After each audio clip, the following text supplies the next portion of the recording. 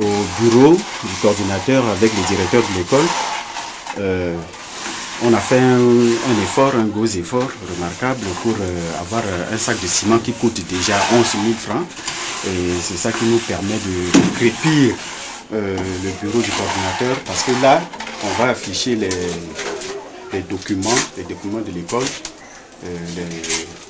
les documents réglementaires pour avoir un bon visage de l'école. C'est ainsi que ce matin, nous avions fait venir un maçon que vous voyez bien, il est en train de travailler. Et tout ça, c'est avec les moyens de bord. On se débrouille comme ça, puisque ce sont nous avons la plupart des parents orphelins.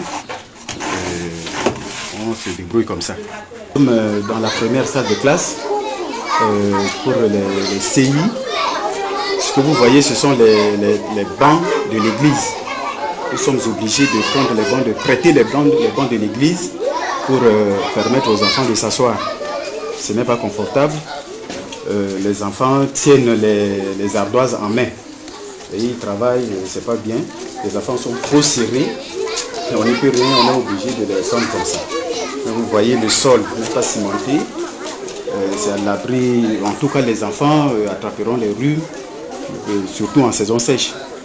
Bon, il nous faut un peu d'aide. Si on avait l'aide, on aurait dû même cimenter le sol. C'est pas bien. Quand le directeur général est arrivé, il nous a demandé de cimenter le sol, mais on n'a pas d'argent. Peut-être avec le temps, si Dieu nous prête vie, si Dieu nous aide, nous allons essayer de cimenter le sol. Les CI qui sont là, assis sur leur banc. Nous avons plus de 80 élèves. Et ils s'asseyent comme ça. Les bancs ne sont pas adaptables. On les a groupés comme ça et ils travaillent. Vraiment, c'est malheureux. Et nous avons des enfants de 5 ans, 6 ans.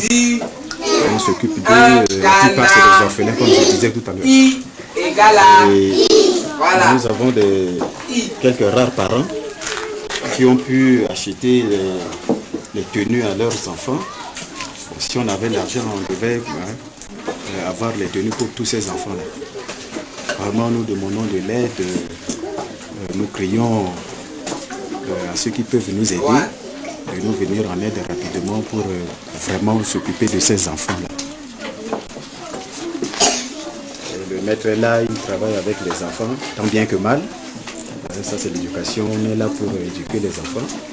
On ne peut pas les abandonner. C'est des orphelins, on ne peut pas les abandonner. Et on travaille avec les moyens. Nous avons vraiment 2 mètres cubes de sable.